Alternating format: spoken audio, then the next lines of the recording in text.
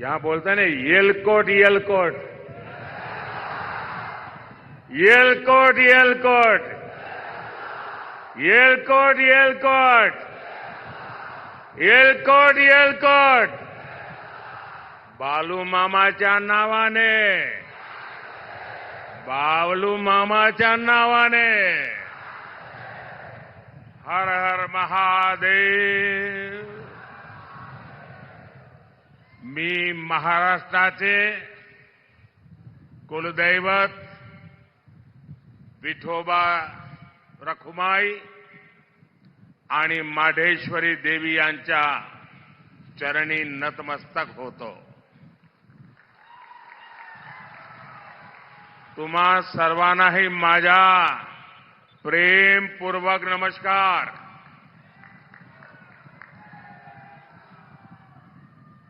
छत्रपति शिवाजी महाराज की इस पवित्र भूमि को मैं श्रद्धापूर्वक नमन करता हूं. ये धरती संतों की है. वारकरी संप्रदाय अनेक संतों का आशीर्वाद हम सबके ऊपर है. उनकी प्रेरणा से आज मोदी विकसित भारत के लिए आपसे आशीर्वाद मांगने आया है. सबसे पहले तो मैं क्षमा मांगता हूं.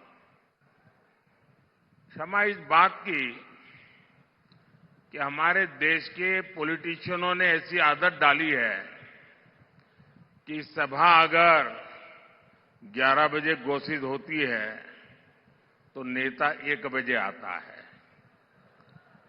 और जनता को भी धीरे धीरे आदत लग गई, हां यार वो तो 1 बजे आएंगे.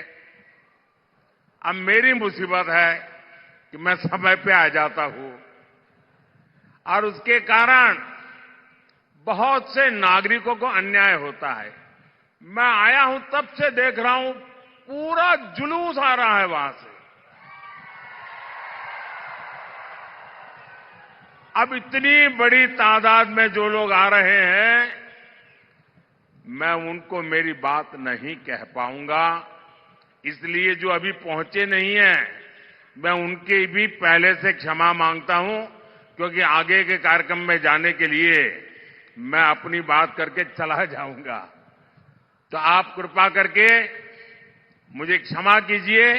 आप इतने दूर दूर से आते होंगे, गांवों से आते होंगे और इस सभा के लिए आते होंगे, लेकिन मेरी कठिनाई है कि मैं आपके दर्शन किए बिना आगे निकल जाऊंगा.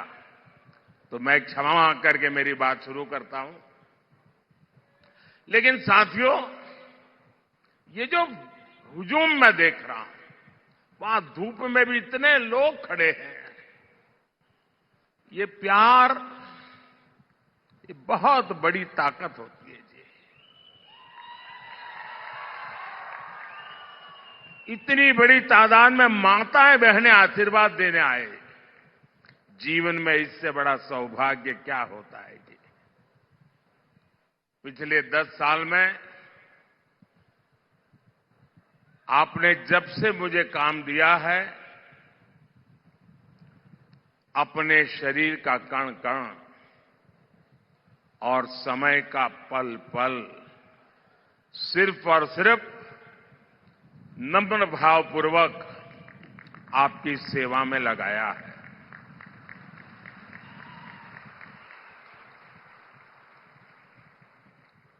आज देश के लोग, महाराष्ट्र के लोग मोदी सरकार के 10 साल और कांग्रेस सरकार के 60 साल में अंतर देख रहे हैं. जो कांग्रेस 60 साल पंचायत से लेकर के पार्लियामेंट तक उन्हीं का राज था और किसी की आवाज ही नहीं थी, विपक्ष तो था ही नहीं और मीडिया भी बहुत छोटा था उस समय. लेकिन 60 साल में जो नहीं कर पाए, ये आपके सेवक ने 10 साल में करके दिखाया है।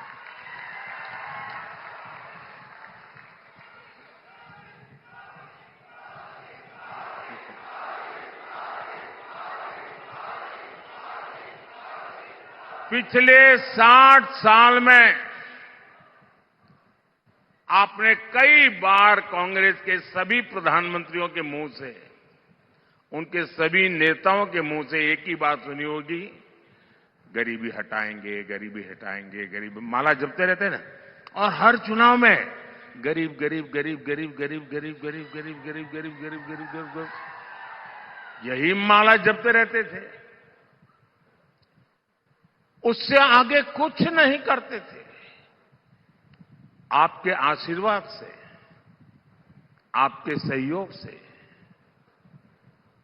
और आपने मुझे जो कुछ भी शिक्षा दीक्षा दी है उसके कारण 10 साल में इस देश के 25 करोड़ लोगों को गरीबी से बाहर निकालने में हमें सफलता मिली है। भाइयों बहनों, आप मुझे बताइए, कोई अगर गरीबी से मुक्त होता है तो आपको अच्छा लगता है कि नहीं लगता है? कोई गरीब का भला हो तो आपको अच्छा लगता है कि नहीं लगता है? जरा माताएं बहनें बताएं, अच्छा लगता है कि नहीं लगता है? अच्छा लगता है। अगर किसी को गरीबी से बाहर निकालते हैं तो हमें पुण्य मिलता है कि नहीं मिलता है? पुण्य मिलता है कि नहीं मिलता है? ये 25 करोड़ लोग गरीबी से बाहर निकले तो इसका पुण्य किसको मिलेगा? इसका पुण्य किसको मिलेगा? इसका पुण्य किसको मिलेगा? इसका पुण्य किसको मिलेगा? इसका पुण्य किसको मिलेगा? मोदी को नहीं मिलेगा। ये जो 25 करोड़ गरीबी से बाहर आए हैं ना, वो जो आशीर्वाद दे रहे हैं, उस पुण्य के हकदार सिर्फ और सिर्फ आप लोग हैं, क्योंकि आपने वोट देकर मोदी को ये काम करने के लिए कहा था। और इसलिए इस पुण्य के सच्चे अधिकारी आप हैं। आज 80 करोड़ देशवासियों को उनकी थाली भरी हुई रहती है, उनका चूल्हा जलता रहता है, उनका बच्चा भूखा नहीं सोता है, 80 करोड़ लोगों को मुफ्त खाना मिलता है। इसका पुण्य किसको मिलता है? आपको मिलता है। आपने मोदी को वोट देकर के ये पुण्य कार्य करने के लिए भेजा है। साथियों, जब देश में मजबूत सरकार होती है तो उसका ध्यान वर्तमान के साथ ही भविष्य की योजनाओं पर भी होता है।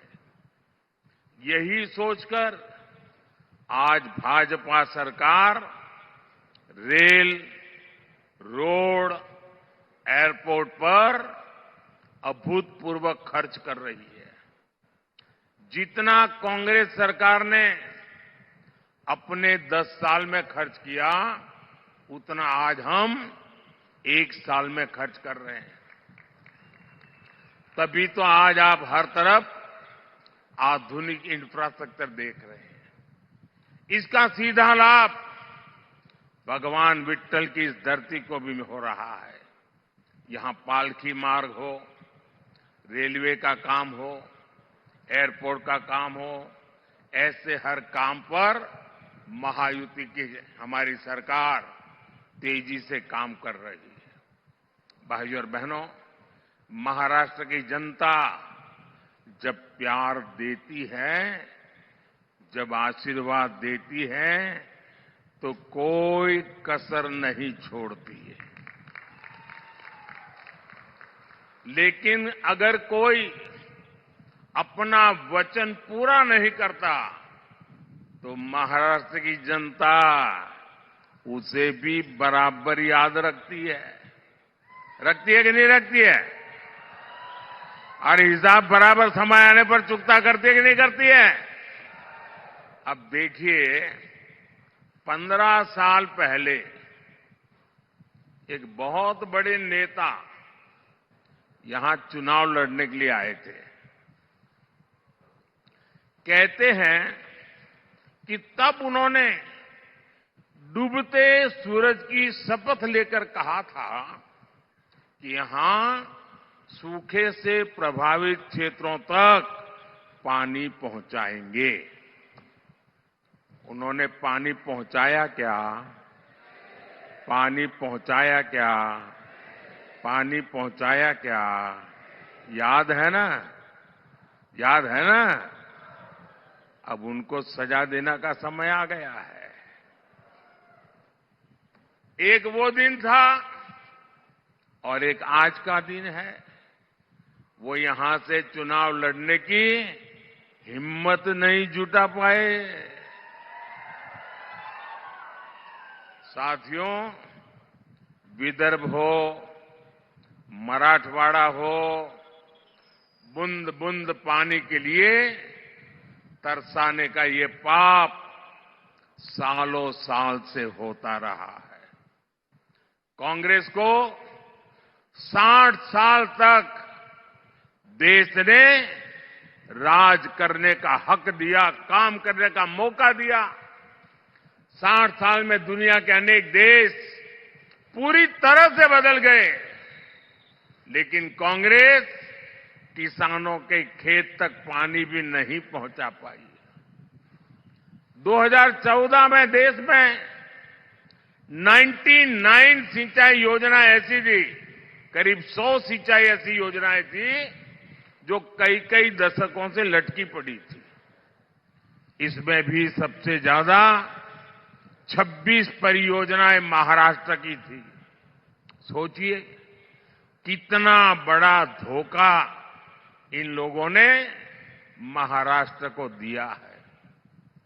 साथियों, हर खेत में पानी पहुंचाना, हर घर तक पानी पहुंचाना, ये मेरे जीवन का बहुत बड़ा मिशन है। 2014 में सरकार बनने के बाद मैंने पूरी शक्ति इन सिंचाई परियोजनाओं के ऊपर लगा दी। आज कांग्रेस की लटकाई वो करीब करीब 100 सिंचाई परियोजनाओं से 63 परियोजनाएं पूरी हो चुकी है। जिस नीलवांडे डैम का इंतजार 50 सालों से हो रहा था, उसे हमने पूरा करवाया। गौसीखुर्द परियोजना का ज्यादातर काम एकनाथ जी, अजित दादा और देवेंद्र जी की टीम तेजी से पूरा कर रही है। हमारी सरकार 5 साल में ही 11 करोड़ से ज्यादा घरों तक नल से जल पहुंचा चुकी है। 10 साल में माइक्रो इरिगेशन का दायरा भी 2 गुने से अधिक बढ़ा है। इसका लाभ यहां केले की पैदावार से जुड़े किसानों को भी हो रहा है। साथियों, जब देश की आजादी के 75 साल हुए, इतना बड़ा उत्सव था, कोई और नेता होता तो क्या करता? कोई एक बड़ा स्तंभ खड़ा कर देता, उस पर अपना नाम लिखवा देता, कोई ऐसी चीज बना कर देगा खुद के नाम पर जड़ देता। लेकिन देश जब आजादी के 75 साल मना रहा था, तब मोदी को खुद के लिए कुछ करने का विचार नहीं आया, सरकार का नाम कमाने का विचार नहीं आया। तब मैंने संकल्प लिया था कि देश के हर जिले में 75 साल के निमित्त 75 अमृत सरोवर बनवाऊंगा। अमृत सरोवर अभियान के तहत अनेकों अमृत सरोवर देश के हर जिले में बने हैं। ये अमृत सरोवर मेरे दिमाग में मेरा किसान था, मेरे दिमाग में खेत था, मेरे दिमाग में सूखे खेतों को पानी पहुंचाने का एक संकल्प था। ये अमृत सरोवर आज की नहीं बल्कि आने वाली पीढ़ियों को भी बहुत काम आने वाले हैं। साथियों, ये हमारा महाराष्ट्र तो सहकारिता की धरती है। यहां के हमारे शुगर कोऑपरेटिव की किसानों को सशक्त करने में बहुत बड़ी भूमिका रही है। मोदी देश की पूरी ग्रामीण अर्थव्यवस्था में सहकारिता के दायरे को बढ़ाने के लिए प्रतिबद्ध है। इसलिए 2019 में जब आपने फिर पूर्ण बहुमत की सरकार बनाई तो हमने पहली बार देश में सहकारिता के लिए अलग मंत्रालय बनाया, अलग मिनिस्ट्री बनाई। हमने देश भर में 10,000 किसान उत्पादक संघ एफपीओज बनाने का अभियान शुरू किया, जिसमें से 8,000 बन भी चुके हैं। यहां महाराष्ट्र में एफपीओ शानदार काम कर रहे हैं।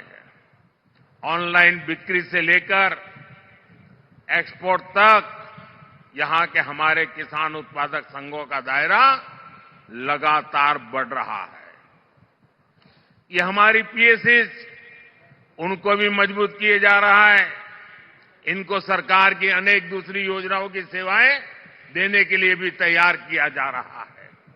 आने वाले 5 वर्षों में सरकार का लक्ष्य 2 लाख सहकारी समितियां बनाने का है। साथियों, आप सभी जानते हैं कि जो छोटा किसान होता है उसके पास भंडारण की पर्याप्त सुविधा नहीं होती है, इसलिए उसे मजबूरी में कम दाम पर अपनी उपज बेचनी पड़ती है। अब हमने दुनिया की सबसे बड़ी अन्न भंडारण योजना पर काम शुरू किया है। इसकी जिम्मेदारी भी सहकारी संस्थाओं को दी गई है। इससे किसान को अपने हिसाब से उपज मार्केट में लाने का विकल्प मिलेगा। बीजेपी ने अपने संकल्प पत्र में प्याज, टमाटर और आलू किसानों की उपज की भी चिंता की है। आने वाले 5 साल में देश भर में विशेष स्टोरेज क्लस्टर बनाए जाएंगे। इसका बहुत बड़ा फायदा महाराष्ट्र के प्याज किसानों को होगा। साथियों, ये अगाड़ी वाले किसानों को लेकर के बड़ी बड़ी बातें आज करते हैं। 2014 से पहले जब इनकी सरकार थी तब क्या स्थिति थी, एक किसानों को याद दिलाना मेरा दायित्व है। और मैं यहां किसी की आलोचना करने नहीं आया हूं। मैं देश की जनता को, महाराष्ट्र की जनता को, मेरे देश के किसानों को सच्चाई से अवगत कराना चाहता हूं। 10 साल जब रिमोट कंट्रोल वाली सरकार चलती थी तब यहां के कद्दावर नेता देश के कृषि मंत्री थे। और क्या हुआ था, जब यहां के बड़े कद्दावर नेता दिल्ली में बैठे राज करते थे तो गन्ने का एफआरपी करीब 200 रुपये था। और आज मोदी के सेवा काल में गन्ने का एफआरपी 340 रुपये प्रति क्विंटल, यानी करीब करीब 350 रुपये। जब ये कद्दावर नेता वहां कृषि मंत्रित्व के नाते बैठे थे तब गन्ना किसान अपने एरियर के लिए शुगर कमीशन के ऑफिस का चक्कर लगाते थे। आज ऐसी स्थिति नहीं है। आज देश में करीब करीब 100% एरियर पेमेंट होता है। 2014 में गन्ने का एरियर पेमेंट 57,000 करोड़ रुपए का था और इस साल 1,14,000 करोड़ रुपए की पेमेंट हुई है। इसमें 32,000 करोड़ रुपए महाराष्ट्र के किसानों को मिले हैं। साथियों, इनकम टैक्स को लेकर हमारी शुगर मिल्स 90 के दशक से परेशान थी और ये कद्दावर नेता दिल्ली में बैठे थे। मैं उनको बार बार समझाता था कि भाई आपके महाराष्ट्र में भी ये कोऑपरेटिव मिलें हैं शुगर की, गुजरात में भी है, परेशानी हो रही है।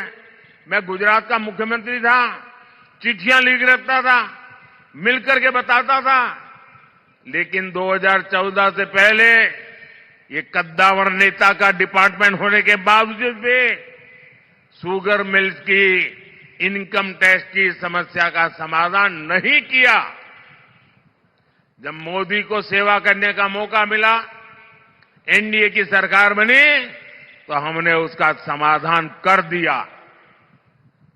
हमने कोऑपरेटिव शुगर मिलों को 10,000 करोड़ रुपए की राहत दी, यानी पुरानी इनकम टैक्स डिमांड माफ की, कानूनी मामलों का समाधान भी किया। इसका फायदा हमारे गन्ना किसानों को हुआ। मार्च 2023 से शुगर मिलों को हमने 10,000 करोड़ रुपए का विशेष लोन का प्रावधान भी किया है, ताकि शुगर मिल हर प्रकार का काम तेजी से कर सके, किसानों की पेमेंट न रुके। जब यहां के कद्दावर नेता दिल्ली की सरकार में थे, तब सरकार ने देश के किसानों से सिर्फ 7.5 लाख रुपए की खरीद की थी, 7.5 लाख करोड़ की। आज 10 साल में 20 लाख करोड़ रुपए की खरीदी हमने करके दिखाई है। कहां 7.5 लाख करोड़ और कहां 20 लाख करोड़। महाराष्ट्र के दलहन तिलहन किसानों से 16,000 करोड़ रुपए की खरीद हमारी सरकार ने की है। साथियों, पहले दिल्ली से किसान के नाम पर थोड़ा भी पैसा निकलता था तो यहां कांग्रेस का पंजा उसे लूट लेता था, लेकिन अब दिल्ली में आपका ये बेटा बैठा है।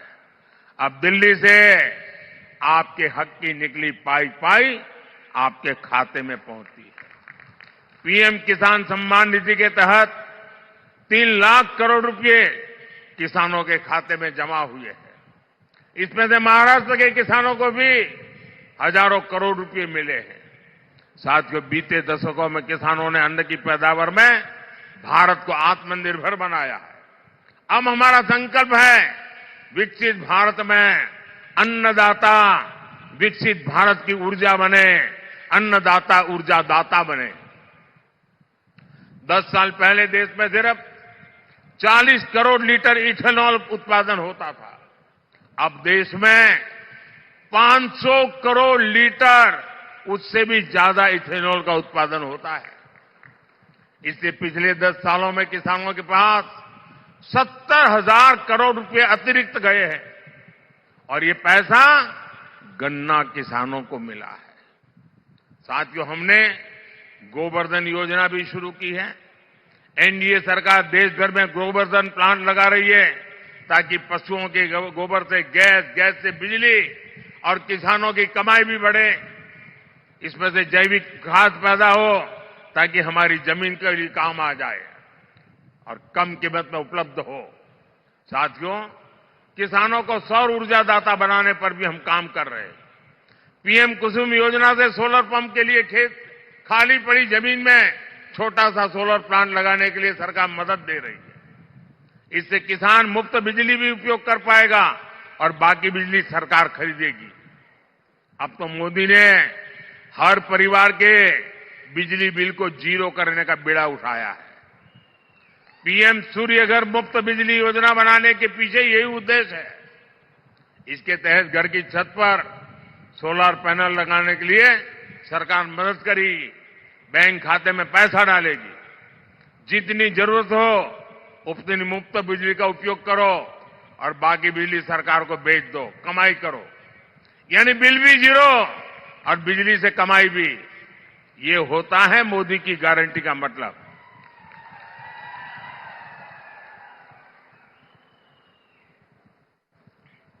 भाइयों बहनों, विकसित भारत बनाने में देश की नारी शक्ति की बहुत बड़ी भूमिका है।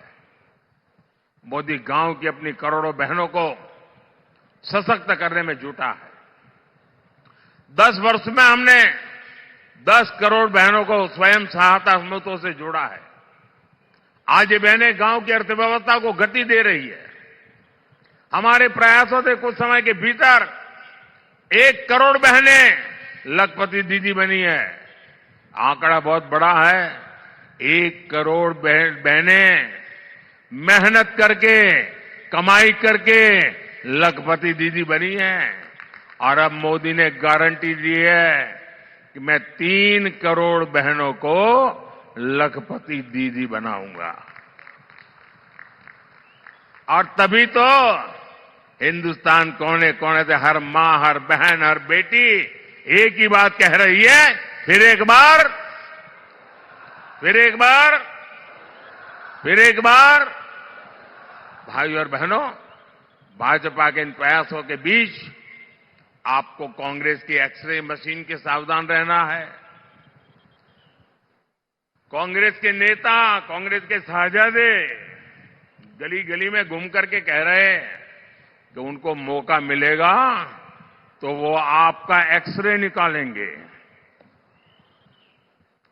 आपके लॉकर में क्या पड़ा है, आपके बैंक में क्या खाते में पड़ा है, आपके घर में कितना सोना पड़ा है, कितने पैसे पड़े हैं, ये सारा उसका हिसाब किताब लगाएंगे। और फिर कहते हैं वो हम बांट देंगे, ज्यादा जो है ले लेकर के बांट देंगे। इतना ही नहीं, वो एक ऐसे टैक्स की बात कर रहे हैं, आज आप हर मां बाप मेहनत करके कुछ न कुछ बचत करता है, अपनी जरूरत को कम करके बचत करता है, क्योंकि उसके मन में रहता है कि मरने के बाद बच्चों को कुछ दे करके जाऊं, अपने संतानों को कुछ दे करके जाऊं, और इसलिए वो कुछ न कुछ बचत करता है। अब ये कहते हैं जो बचत करते हैं आप, उस पर सिर्फ आपके संतानों का हक नहीं होगा, उस पर सरकार का भी हक होगा। और जो भी आपने बचाया है बच्चों के लिए, वो बच्चों को जाने से पहले आधा से ज्यादा सरकार ले लेगी। अगर आपके पास 10 एकड़ की जमीन है, अब आपको 10 एकड़ की जमीन बच्चे को नहीं दे पाएंगे, 5 एकड़ सरकार ले लेगी। आपने गांव में एक घर है, शहर में एक घर बनाया है, तो घर गया समझ लीजिए। अब मुझे बताइए, आपको ऐसी सरकार चाहिए क्या जो आपकी मेहनत का पैसा लूट ले? ऐसी सरकार चाहिए क्या? आपकी संपत्ति छीनने का उनका इरादा, ये खतरनाक इरादा है। ये मार्क्सवादियों का विचार है, इन नक्सलवादियों का विचार है। और इसलिए ऐसे लोगों से एक भी आदमी जीत करके दिल्ली नहीं जाना चाहिए। इन सब से आपको कांग्रेस से सतर्क रहने की जरूरत है। और उनके सारे साथी भी ऐसे ही है। साथियों, आज अयोध्या में 500 साल के बाद भव्य राम मंदिर बना। राम मंदिर बनने से हर कोई खुश है। आप खुश है कि नहीं है? अब मुझे बताइए भाई, ये अंग्रेजों के जाने के बाद, देश आजाद होने के बाद पहले ही दिन राम मंदिर का काम शुरू होना चाहिए था कि नहीं होना चाहिए था? इतने साल क्यों लटका रहा? क्योंकि उनकी वोट बैंक की राजनीति थी, उनके वोट बैंक की चिंता थी, आपकी आस्था की चिंता नहीं थी, आपकी भावना की चिंता नहीं थी, आपकी श्रद्धा की चिंता नहीं थी। कांग्रेस के पास मौका था, लेकिन कांग्रेस ने इस पवित्र काम में सिर्फ रुकावटें पैदा की। जिसकी राम में आस्था होगी वह ऐसे काम कभी नहीं कर सकता। कांग्रेस की राम में ना आस्था है और ही उसके पास ऐसा एहसास है, और उनके सारे चेले चपाटे भी यही है। ऐसा काम कोई डरी हुई पार्टी नहीं कर सकती, तुष्टीकरण के दबाव से गिरी हुई पार्टी नहीं कर सकती। ऐसा करने के लिए जो साहस चाहिए होता है, वो साहस मोदी ने दिखाया है। और डंका की चोट पर 500 साल का इंतजार खत्म हो गया, राम मंदिर बन गया। और ये कहते थे राम मंदिर बनेगा तो आग लग जाएगी। कोई आग लगी क्या? मंदिर बना कि नहीं बना? और भाइयों बहनों, 500 साल के बाद जो सपना पूरा हुआ है ना, उसका कारण आपका एक वोट है। आपके वोट की ताकत है जिसने 500 साल के इंतजार को खत्म किया है। इस पुण्य के हकदार आप हैं जिनके वोट की वजह से पवित्र काम पूरा हुआ। भाइयों और बहनों, आपका वोट मजबूत भारत के लिए, एक मजबूत सरकार बनाने के लिए पड़ना चाहिए। अब मुझे बताइए, जिनके पास कभी 400 एमपी हुआ करते थे, वो पार्टी आज 250 पौने 300 लोगों को चुनाव नहीं लड़ा पा रही है।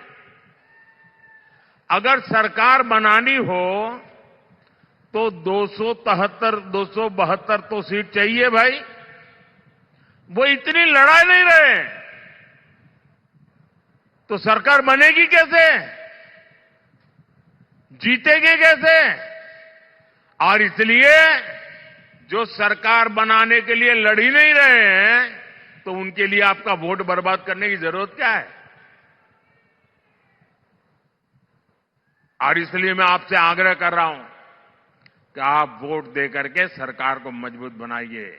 और आप जब वोट देंगे ना, वो वोट सीधा सीधा मोदी के खाते में जाने वाला है।